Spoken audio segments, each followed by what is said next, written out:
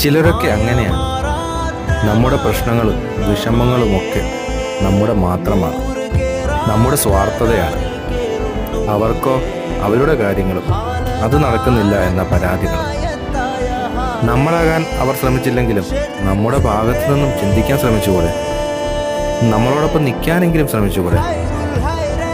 ജീവിതം അതങ്ങനെയാണ്.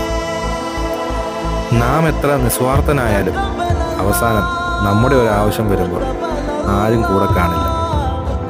എല്ലാം നമ്മുടെ സ്വാർത്ഥത എന്ന പേര് മാത്രം കാണും ബാക്കി. നമ്മളൊന്ന് വീണു പോകുമ്പോൾ അറിയാം ആരൊക്കെ കാണും കൂടെയെന്ന്. നാം സ്വന്തമെന്നും ബന്ധമെന്നും കരുതുന്ന പലരും അറിഞ്ഞ ഭാവം കൂടി കാണിക്കില്ല. ജീവിതം അതൊരു മരീചികയാണ്. കാര്യത്തോടടുക്കുമ്പോഴേ എല്ലാം തോന്നൽ മാത്രമായിരുന്നു എന്ന് തോന്നുകയുള്ളൂ.